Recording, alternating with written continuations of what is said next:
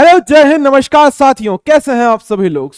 This video is for class 12th humanities students जो class 12th humanities में appear हो रहे हैं, as well as class 12th humanities से पास आउट हो चुके हैं। ये वीडियो उन सभी स्टूडेंट्स के लिए है क्योंकि कई बार उनके मन में एक प्रश्न होता है कि सर ये यूपीएससी सिविल सर्विसेज एग्जामिनेशन जो है उसकी तैयारी हम किस तरीके से करें। क्या हम उसे 12th क्लास से ही शुरू कर दें या फिर हम अपने ग्रेजुएशन के बाद शुरू करें, और क्या एक स्ट्रेटेजी हमें लेकर चलनी है, एक रोड मैप, एक आइडिया मैं आपको देना चाहता हूं यहां पर कि आप किस तरीके से अपनी सिविल सर्विसेज एग्जामिनेशन को प्लान कर सकते हैं। देखिए, सबसे पहली चीज तो यही आती है कि आज के टाइम पे most of the students humanities इसीलिए लेते हैं क्योंकि फ्यूचर में उन्हें जाकर सिविल सर्विसेज एग्जामिनेशन देना है या उनका टारगेट सिविल सर्विसेज एग्जामिनेशन होता है। ऑल्दो पहले ऐसी कई सारी बातें होती थी कि सर ह्यूमैनिटीज केवल वही बच्चे लेते हैं जो पढ़ने में अच्छे नहीं है, या फिर humanities is a least preferred subject और इसी कारण से वही बच्चे लेते हैं जिनको परसेंटेज अच्छे नहीं आए या जिनको कोई और सब्जेक्ट नहीं मिल रहा है। बट स्टूडेंट्स, ऐसी कोई भी धारणा या अवधारणा सही नहीं है। आज के टाइम पे humanities is one of the most prestigious subjects, और कहीं ना कहीं ह्यूमैनिटीज पढ़ना भी उतना ही कठिन है जितना एक मैथ्स और साइंस के स्टूडेंट के लिए अपने सब्जेक्ट को पढ़ना होता है। तो मैंने जैसा बताया कि in recent years I had seen कि ट्रेंड हैड बीन चेंजिंग, और ह्यूमैनिटीज को अब लोग विलिंगली, मतलब स्टूडेंट्स विलिंगली परस्यू करते हैं। क्यों? क्योंकि ऑब्वियसली सर ह्यूमैनिटीज को लेकर तैयारी करने से कहीं ना कहीं आपकी बहुत सारी चीजें जो हैं सिविल सर्विसेज एग्जामिनेशन के लिए वो आसान हो जाती हैं। So this video is all about a complete road map जिसको आप फॉलो कर सकते हैं अगर आपने अभी अभी 12th स्टैंडर्ड पास आउट किया है, आप फ्यूचर में 12th स्टैंडर्ड पास आउट करने वाले हैं, तो इस वीडियो के थ्रू आप अपनी प्रिपरेशन को एक अच्छे तरीके से प्लान कर सकते हैं। ठीक है सर। अब एक सबसे पहली चीज जो मैं सभी को क्लियर करना चाहता हूं कि यूपीएससी एक बोर्ड है और जो एग्जाम की बात मैं कर रहा हूं वो है सिविल सर्विसेज एग्जामिनेशन।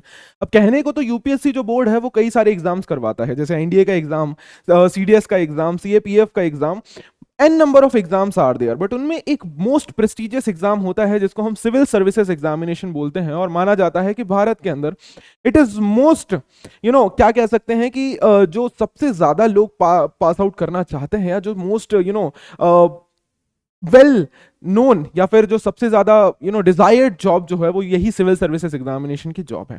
अब मैं अगर आपको सिविल सर्विसेज एग्जामिनेशन की बात करूं तो सर इस एग्जाम को देने के बाद आप लगभग 21 पोस्ट में जा सकते हैं। ये 21 सर्विसेज की लिस्ट है जहां पर शुरुआत होती है आईएएस ऑफिसर से, फिर आता है IFS, IPS, Indian audit and account service, Indian civil account service, Indian corporate law service. But ठीक है, ये 21 के अराउंड कुछ हमारी सर्विसेज हैं जिनमें आप सिविल सर्विसेज एग्जामिनेशन को पार करने के बाद जा सकते हैं। बट इनमें से टॉप 3 या 4 को तो आपने बिल्कुल सुना होगा, which is Indian administrative services, IAS officer, Indian foreign services, IFS officer, and IPS, Indian police services. उसके अलावा भी हमारे पास टोटल 21 सर्विसेज होती हैं जिसको आप सॉर्ट कर सकते हैं after giving this civil services examination. अब छोटा सा मैं आपको एक ओवरव्यू दे देता हूं कि आखिर ये एग्जाम होता क्या है, ताकि आपको एक आइडिया लग जाए, और उसके बाद फिर हम बात करेंगे कि अपनी तैयारी को हम किस तरीके से प्लान कर सकते हैं। देखिए, यहां पर एग्जामिनेशन के प्लान की बात करूं तो civil services examination 2 successive stages में होता है। सबसे पहला होता है सिविल सर्विसेज प्रिलिमिनरी एग्जामिनेशन, जो कि ऑब्जेक्टिव टाइप एग्जामिनेशन होता है। राइट, ऑब्जेक्टिव टाइप का मतलब मल्टीपल चॉइस क्वेश्चन। यहां पर आपको पेपर मिलेगा, 4 ऑप्शन मिलेंगे, सही ऑप्शन टिक करने पर आपको मार्क्स मिलेंगे। सेकेंड एग्जाम होता है सिविल सर्विसेज मेंस एग्जामिनेशन, जो कि रिटर्न और इंटरव्यू या पर्सनालिटी टेस्ट होता है। ये दोनों सक्सेसिव एग्जाम्स होते हैं, एक टाइम ड्यूरेशन के बीच में होते हैं कि पहले आपका प्रिलिमिनरी एग्जामिनेशन होगा, प्रिलिमिनरी एग्जामिनेशन के 2-3 महीने बाद जब आपका रिजल्ट आ जाएगा तो आपके मेंस के एग्जाम होंगे। प्री का एग्जाम जो होता है वो ऑब्जेक्टिव टाइप होता है, और वहीं मेंस का एग्जाम रिटर्न होता है। ठीक है, ओके सर। नेक्स्ट बात करें अगर प्रिलिमिनरी एग्जामिनेशन के बारे में, तो सर यहां पर 2 कंपलसरी पेपर होते हैं। राइट, 2 कंपलसरी पेपर होते हैं यहां पर। कौन कौन से सर? एक होता है सर जीएस का पेपर, जनरल स्टडीज का पेपर, एक होता है सर सी सेट का पेपर। ये दोनों ही पेपर 200 मार्क्स के होते हैं। कितने मार्क्स के होते हैं सर? ये दोनों ही पेपर 200 मार्क्स के होते हैं। लेकिन एक चीज मैं बहुत अच्छे से क्लियर करना चाहूंगा कि ये जो प्री का पेपर होता है ना, ये सिर्फ और सिर्फ आपको क्वालिफाई करने के लिए लिया जाता है, कि मतलब इसमें से मेरिट नहीं बनती है। इसमें आपके कितने भी मार्क्स क्यों ना आए हो, फाइनल मेरिट लिस्ट में प्री के मार्क्स मैटर नहीं करते। यहाँ पे सिर्फ आपको कट ऑफ क्रॉस करना है, और आप मेंस को क्लियर करने के लिए, अगर आपने इसको क्वालिफाई कर लिया तो आप मेंस लिखने के लिए क्लियर हो जाते हैं, क्वालिफाई हो जाते हैं। सिर्फ इसलिए इस एग्जाम को लिया जाता है। तो 2 पेपर होते हैं प्री के एग्जाम में, जीएस और सीसेट, और ये दोनों एक ही दिन होते हैं। जीएस के पेपर में जनरल स्टडीज आता है, सीसेट के पेपर में मेंटल एबिलिटी और मैं बात करूं कि इंग्लिश और उन सबसे चीजें रिलेटेड आती हैं, ठीक है sir. This is the whole syllabus. अगर आप देखें तो ये प्रिलिमिनरी एग्जामिनेशन का पेपर एक ही दिन में होता है, एक दिन के अंदर 2 पेपर होते हैं जिनका ड्यूरेशन 2 आवर्स होता है। पेपर 1 200 मार्क्स का होता है और सेम पेपर 2 भी 200 मार्क्स का होता है। पेपर 1 में आपको कट ऑफ आता है कि सपोज 200 में से इस साल कट ऑफ निकाला गया 110, तो आपको 110 मार्क्स लेकर आने हैं। वहीं पे पेपर सेकेंड जो सी सेट का पेपर होता है ना, ये क्वालिफाइंग होता है, it is qualifying in nature. तो क्वालिफाई करने के लिए कितने परसेंट मार्क्स चाहिए? Only 33% marks. मतलब आपको सी सेट के पेपर में 66 मार्क्स चाहिए, इसमें से आपको कोई मेरिट नहीं चाहिए, सिर्फ और सिर्फ आपको इसको क्वालिफाई करना है। प्री के एग्जाम में आपको इसको क्वालिफाई करना ही करना है, लेकिन क्वालिफाई कैसे कर रहे हैं आपको कैसे डिसाइड होगा? कट ऑफ से। तो आपको कोशिश यही करनी है कि आप मैक्सिमम मार्क्स को सॉर्ट कर सकें। अब देखिए यहां पर अगर आप सिलेबस को देखेंगे तो current events and national and international, very important, history of India, geography, right, polity, constitution, economics and social development, general issues, environmental, ecology, biodiversity, climate change and general science. वहीं पे सी सेट की मैं बात करूं तो comprehension, interpersonal skills, logical reasoning, decision making, general mental ability, basic numeracy, ठीक है sir. Okay, next मैं आपको लेके चलता हूं मेंस एग्जामिनेशन में। तो आपको ये पैटर्न तो समझ आ गया कि प्री का एग्जाम टोटल 400 मार्क्स का होता है, जहां पर 2 पेपर होते हैं हमारे पास, राइट सर। प्री के एग्जाम में आप देखेंगे 200 मार्क्स का पेपर होता है। टोटल नंबर ऑफ क्वेश्चंस जो होते हैं वो 100 क्वेश्चंस इन ईच पेपर होते हैं। हर करेक्ट आंसर के लिए +2 मिलता है, हर गलत आंसर के लिए 0.33 आपका डिडक्ट होता है। और सेम इज हियर, +2 - 0.33 ये आपका डिडक्ट होता है। यहां पर कट ऑफ आती है, यहां पर आपको इसको सिर्फ क्वालिफाई करना है, that means you need only 66 marks in CSAT, ठीक है सर। अब कट ऑफ आई, आपने प्री क्वालिफाई कर लिया, तो नेक्स्ट आप क्वालिफाई हो जाते हैं मेंस एग्जामिनेशन के लिए। मेंस एग्जामिनेशन की अगर मैं बात करूं तो सर मेंस एग्जामिनेशन सबसे पहली चीज मैं बार बार बोल रहा हूं, ये रिटन एग्जामिनेशन होता है। रिटन का मतलब कि प्रॉपर आपको आंसर्स लिखने हैं पैराग्राफ फॉर्म में, जैसे आप बोर्ड एग्जाम में आंसर लिख रहे हैं ना, जैसे अपने कॉलेज टाइम में आंसर लिख रहे हैं, उसी प्रकार से आपको इसमें आंसर लिखना होता है, ठीक है सर। अब इसमें टोटल 9 पेपर होते हैं, टोटल 9 पेपर होते हैं, जिनमें से 2 पेपर जो होते हैं वो क्वालिफाइंग होते हैं, ठीक है। अगेन मेरी बात ध्यान से सुनना बच्चों, यहां पर टोटल 9 पेपर होते हैं मेंस एग्जाम में, जिसमें से 2 क्वालिफाई होते हैं, paper 1 and paper 2, paper A या पेपर बी। पेपर ए कौन सी होती है? कोई भी इंडियन लैंग्वेज, और पेपर बी होता है इंग्लिश का, ठीक है sir. Total number of marks कितने हैं सर? 300 मार्क्स। इसमें से मिनिमम मार्क्स हमें कितने चाहिए होते हैं सर? मिनिमम मार्क्स हमें चाहिए होते हैं 75 मार्क्स। मतलब ये क्वालिफाइंग है तो हमें 75 मार्क्स चाहिए, मतलब 300 का 25% मार्क्स हमें चाहिए, that is 75 marks we require, right. I hope ये बात क्लियर है कि 300 का आपको केवल 25% मार्क्स चाहिए या फिर 75 मार्क्स चाहिए, एंड आप इसको क्वालिफाई कर जाएंगे। इसको सिर्फ क्वालिफाई करना है। आपकी जो फाइनल मेरिट लिस्ट बनेगी ना, वो 7 पेपर में से बनेगी। वो 7 पेपर कौन कौन से हैं बेटा? सबसे पहला है ऐसे राइटिंग का पेपर, ये सारे के सारे 7 पेपर 250 नंबर के होंगे। सेकंड होगा जनरल स्टडीज का, एकदम ध्यान से टॉपिक्स को सुनना, Indian heritage and culture, history and geography of world and society. Paper 2 होता है जनरल स्टडीज 2 का, governance, constitution, polity, social justice, international relations. Paper 4 होता है general studies 3, technology, economic development, biodiversity, environment, security, disaster management. Paper 5 general studies 4 होता है ethics, integrity and aptitude. और last के जो 2 पेपर होते हैं वो होते हैं ऑप्शनल सब्जेक्ट। अब ये ऑप्शनल सब्जेक्ट क्या है? तो यूपीएससी ने एक सब्जेक्ट लिस्ट दे रखी है, उसमें से आप कोई भी अपना एक सब्जेक्ट चुन सकते हैं जो कि ऑप्शनल सब्जेक्ट कहलाता है। तो जो 2 पेपर होते हैं ना, मतलब टोटल 500 नंबर के जो पेपर होते हैं वो आपके ऑप्शनल सब्जेक्ट के होते हैं। इसका मतलब क्या, आपने ग्रेजुएशन में जो सब्जेक्ट ले रखा है या जिसमें आपका बहुत अच्छा कमांड है, आप उस सब्जेक्ट को यहाँ पर ले सकते हैं और उसके बेसिस पे आप यहाँ पर उस एग्जाम का पेपर लिख सकते हैं। तो 500 marks is for optional subject. पहले के जो 2 पेपर हैं वो सिर्फ क्वालिफाइंग है, आखिरी के जो ये आखिरी के जो 7 पेपर हैं, ये जो 2 पेपर हैं ये क्वालिफाइंग है, ठीक है। ये जो 2 पेपर हैं ये क्वालिफाइंग है।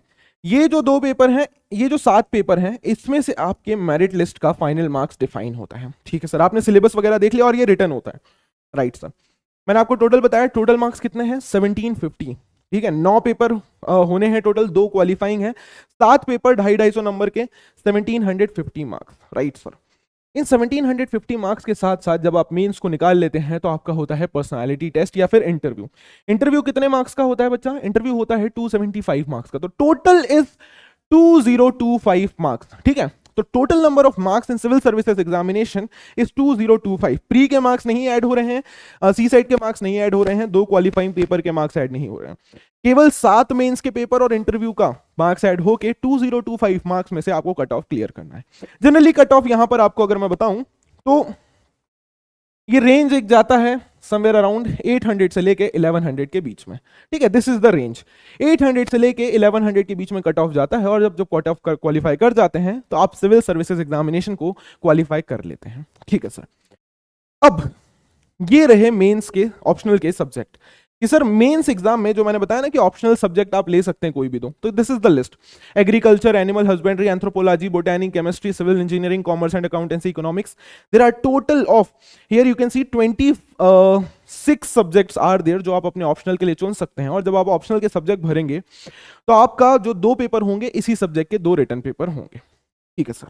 अब ये सारी बातें तो मैंने क्लियर कर दी कि सर मींस ये यूपीएससी सिविल सर्विसेज एग्जामिनेशन का एक पेपर पैटर्न किस तरीके का होता है।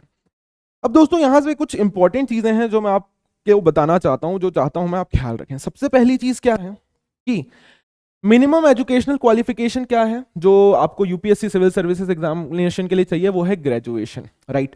कि मतलब आपको 12th पास करने के बाद मिनिमम ग्रेजुएशन तो चाहिए, तभी आप इस एग्जाम में क्वालिफाई अपीयर हो सकते हैं। एज की मैं अगर बात करूं तो sir age is minimum 21 and maximum 32, ठीक है, मिनिमम 21 मैक्सिमम 32, ठीक है सर। अब यहां पर चूंकि आपको ग्रेजुएशन चाहिए तो आपको किसी एक रिकॉग्नाइज्ड यूनिवर्सिटी से आपकी ग्रेजुएट डिग्री चाहिए, और वहां से आप इसके बाद इस एग्जाम में क्वालिफाई हो सकते हैं, और मिनिमम एज 21 होनी चाहिए। यहीं पर रोल आता है बच्चा सेंट्रल यूनिवर्सिटीज का। मैं क्या बताना चाह रहा हूं कि अगर आप अपना ग्रेजुएशन किसी प्रेस्टिजियस यूनिवर्सिटी से करते हैं तो वो आपको कहीं ना कहीं एक बहुत एडेड एडवांटेज दे देता है। किस प्रकार का एडेड एडवांटेज सर? कि सेंट्रल यूनिवर्सिटीज का जो करिकुलम होता है ना, वो कुछ इस प्रकार से डिजाइन किया जाता है कि आपके सिविल सर्विसेज एग्जामिनेशन की तैयारी साथ साथ होती जाती है। मैं अगर आपको अपना पर्सनल एक्सपीरियंस बताऊं तो मेरा ग्रेजुएशन दिल्ली यूनिवर्सिटी से हुआ है एंड मेरा सब्जेक्ट था हिस्ट्री। जब मैंने civil services examination optional history का सिलेबस देखा और अपने 3 साल के ग्रेजुएशन का सिलेबस देखा, it was completely same and you won't believe कि हर एक चीज वहां पर सेम थी। मुझे किसी एक्स्ट्रा बुक में जाने की जरूरत ही नहीं है। मतलब 3 सालों के बाद अगर मैं अपने ऑप्शनल का सब्जेक्ट देखूं तो ऑलमोस्ट मेरा पूरा सिलेबस मेरे ग्रेजुएशन टाइम पे कवर हो चुका था। तो दिस इज वन एडवांटेज।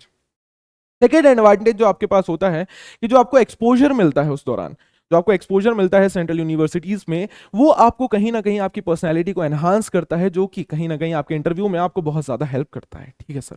तो इसीलिए मेरी आपसे रिक्वेस्ट यही है कि अगर आपने 12th पास आउट कर लिया है, please first of all seek for central universities. आप जो भी कोर्सेज करने वाले हैं कोशिश कीजिए वो किसी भी सेंट्रल यूनिवर्सिटी से ही आप उन कोर्सेज को करें, ठीक है सर। अब आपने एडमिशन ले लिया है, अब हमारी तैयारी शुरू करनी है। अब सवाल अगेन ये आता है कि सर 3 साल है ना ग्रेजुएशन के, ग्रेजुएशन के बाद शुरू करें क्या, या ग्रेजुएशन टाइम पे शुरू कर दें क्या, या उसके पहले शुरू कर दें क्या, या सर वेट करें 3 साल है ना पहले कॉलेज लाइफ को एंजॉय करते हैं। बच्चा, ये एग्जाम इंडिया का one of the most toughest exam है, और आपको पता है कि इसमें कंपटीशन कितना कितना कितना ज्यादा होता है। तो यहां पर आपकी तैयारी जितनी जल्दी शुरू होगी और जितनी तगड़ी होगी उतने ही ज्यादा चांसेस बढ़ जाते हैं कि आप इस एग्जाम को क्वालिफाई कर लें। तो मैं आप सभी से यही विनम्र निवेदन करूंगा कि अपने मन से ये बात बिल्कुल निकाल दीजिए कि हम प्रिपरेशन को अपने ग्रेजुएशन के बाद शुरू करेंगे, बिल्कुल नहीं। आज का दिन है, आप अभी से थोड़ा थोड़ा प्रिपरेशन करना शुरू कर दीजिए, राइट। वो बोलते हैं ना slow and steady wins the race, कि धीरे धीरे ही सही बट बढ़ते रहिए अपने लक्ष्य की ओर, ठीक है। तो माइंड में पहली चीज ये क्लियर करनी है कि सर मेरा अगर ये टारगेट है तो मुझे उसको निकालना है, तो उसकी शुरुआत आज से ही कर दीजिए, राइट। अब शुरुआत करने से पहले जैसा कि मैंने आपको एक ओवरव्यू तो दिया, लेकिन अब आपका काम क्या है कि जाइए और डिटेल में यूपीएससी की साइट में जाके सिविल सर्विसेज एग्जामिनेशन का पूरा पैटर्न, उसका नोटिफिकेशन पढ़िए, पूरा पैटर्न समझिए, सिलेबस देखिए, क्या क्या एग्जाम के स्टेप्स हैं वो देख लीजिए, मार्क्स कितने होते हैं मैंने आपको बता दिए हैं ऑल्दो, बट आप भी एक डिटेल स्टडी कीजिए उस चीज की, क्या क्या रिक्वायरमेंट्स हैं, एज क्राइटेरिया कितना है, कितने अटेम्प्ट्स हैं आपके पास, कैसे कैसे फॉर्म फिल कर सकते हैं, each and everything should be very crisp and clear to you. This is the first and foremost initial step कि अपने एग्जाम के बारे में जानिए, राइट। तो एक ब्रीफ आइडिया तो मैंने दिया है, लेकिन अब आपको अपनी तरफ से इसको एकदम डिटेल में जानना है, ठीक है सर। अब एग्जाम में सबसे पहली, सबसे जरूरी and throughout the exam, मतलब throughout the time period जो एक बात है उसको एकदम अपना एक ऐसा समझ लीजिए कि उसको एक मंत्र बना लीजिए, अपना सीक्रेट मंत्र, कि current affairs is must. Current affairs के बिना आप इस एग्जाम को क्वालिफाई नहीं कर सकते हैं। एंड करेंट अफेयर्स को ना ऐसा उस तरीके से मत पढ़िए कि मैं एग्जाम के लिए पढ़ रहा हूं।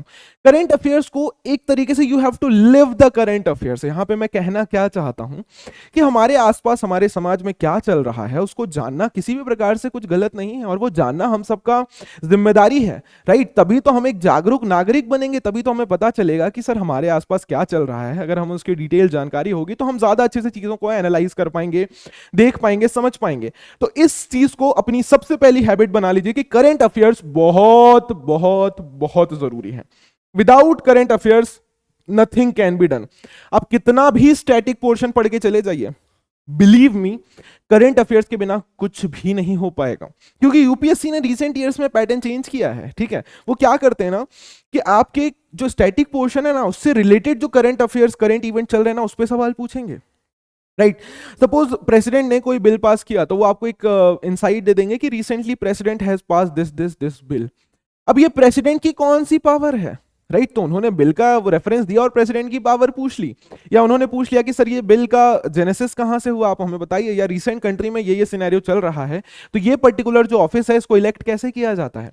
या इतिहास की ही मैं बात करूं तो सपोज अभी कहीं रिसेंटली कोई एक्सकेवेशन हुआ, उस एक्सकेवेशन से रिलेटेड वो इतिहास से जुड़ा हुआ कोई सवाल पूछ लेंगे कि ये साइट अभी एक्सकेवेट हुई है, ये बताओ किस पीरियड की साइट है। गेटिंग। तो इस चीज के लिए आपको करंट अफेयर्स बहुत ज्यादा जरूरी है, और इसके लिए आप प्लीज ऐसा मत वेट कीजिए कि नहीं सर मैं आखिरी के 1 साल का ही करंट अफेयर्स आएगा ना मैं वो पढ़ूंगा। बिल्कुल नहीं। मैंने क्या कहा, करंट अफेयर्स को आपको अपनी एक बहुत अच्छी आदत बनानी है, इसको हॉबी बना लीजिए कि सर मुझे डेली करंट अफेयर्स पढ़ना ही है, सिर्फ एग्जाम के पॉइंट ऑफ व्यू से नहीं बट अपनी तैयारी के लिए, अपनी जानकारी के लिए और खुद को जागरूक रखने के लिए। तो सबसे पहला स्टेप जो हर एक एस्पिरेंट को करना है वो यही करना है कि करंट अफेयर्स को डेली पढ़िए, डेली फॉलो कीजिए और एनालाइज करिए चीजों को। जब आप स्टैटिक पोर्शन पढ़ रहे हैं तो उसको रिलेट करने की कोशिश कीजिए, एनालिसिस करने की कोशिश कीजिए कि सर आखिर चल क्या रहा है, ये सिनेरियो क्या वही चल रहा है जो मैंने पढ़ा या उससे कुछ अलग है। करंट अफेयर्स सबसे ज्यादा जरूरी होता है, ठीक है। तो पहला सीक्रेट मंत्रा सर करंट अफेयर्स, ठीक है सर। अब हम लोग पहुंच गए फर्स्ट ईयर कॉलेज में, हमारी शुरुआत हमें शुरू कर देनी है। मैंने बताया कि आज से, अभी से आप अपनी शुरुआत कर दीजिए। तो फर्स्ट ईयर जब आपका कॉलेज का चल रहा हो ना, मैं ये नहीं कह रहा हूं कि सिर्फ आपको पढ़ाई में ही लगे रहना है पूरे time, no. Please take the exposure of your college, देखिए, जानिए, सीखिए, समझिए, लेकिन साथ साथ एक गोल बना के रखिए, एक मोमेंटम पकड़ कर रखिए। सबसे पहले साल में आपको क्या करना है, पहले साल में तैयारी अपनी बेसिक बुक से शुरू कीजिए। अब चूंकि आप ह्यूमैनिटीज के स्टूडेंट्स हैं तो कई सारे कॉन्सेप्ट आपके ऑलरेडी क्लियर हैं, आपको बस उसी को ब्रश अप करते रहना है और जितना एक्सटेंसिव नॉलेज हो आपको कवर करना है। बेसिक बुक्स पे फोकस कीजिए, अपने फर्स्ट ईयर में सिर्फ और सिर्फ बेसिक बुक्स पे फोकस कीजिए, मत जाइए स्टैंडर्ड बुक्स पे, एडवांस बुक पे। बेसिक बुक्स का मतलब क्या, बेसिक बुक्स से आप लोग सब तो समझ गए होंगे कि हाँ सर एनसीईआरटी, सर यार पता है यार, इतना तो यार एनसीईआरटी 6 to 12 हमें पढ़नी है। बिल्कुल बच्चा, ये किताबें आपको पढ़नी है एनसीईआरटी, बट इसके साथ साथ 2 और चीजें मैं बताऊंगा जो शायद कोई भी आपको नहीं बताता है। वो 2 चीजें क्या है, ध्यान से सुनना मेरी बात।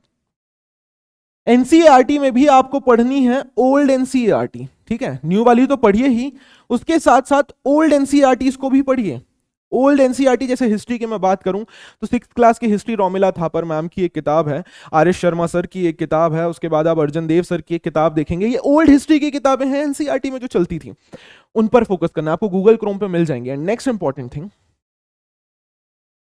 तमिलनाडु बोर्ड की किताबें, trust me, civil services aspirants कई बार इसका रेफरेंस देते हैं, क्योंकि हमारी जो मॉडर्न एनसीईआरटी है ना, अगर मैं प्रेजेंट डे की बात करूं तो सर बहुत सी चीजें उसमें से डिलीट हो चुकी हैं, हटाई जा चुकी हैं, तो सारी बातें हमारी एकदम क्लियर नहीं हो पाती हैं उससे। हमें पूरा एक कॉम्प्रिहेंसिव नॉलेज चाहिए, एक बेसिक कॉम्प्रिहेंसिव नॉलेज।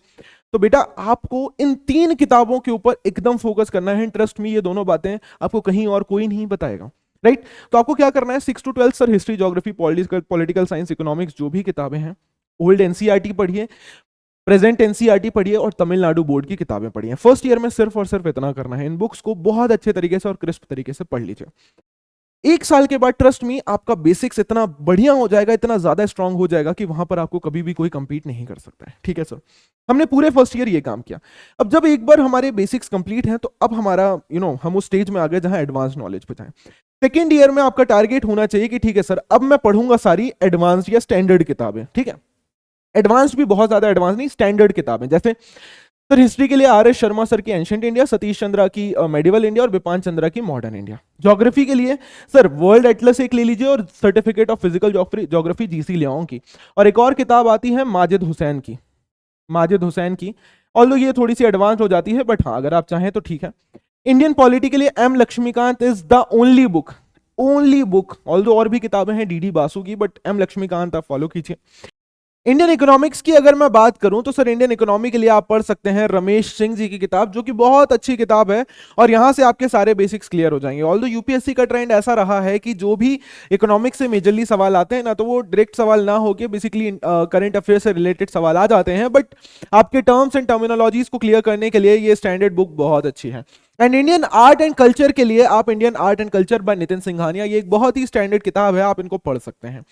तो आपका बेसिक क्लियर हो चुका है इन स्टैंडर्ड किताबों के साथ साथ, आपका ये जो एक नॉलेज है वो बहुत क्रिस्प हो चुका है। सो ट्रस्ट मी, आप अगर 2 सालों तक इस पर्टिकुलर स्टैंडर्ड बुक्स को पढ़ के और बेसिक बुक्स को पढ़ के आप अपना नॉलेज गेन करते हैं ना, तो आपका जो ये स्टैटिक नॉलेज है ना वो बहुत स्ट्रांग हो जाएगा। एंड करंट अफेयर्स तो हमें साथ साथ लेकर चलने ही है, राइट सर।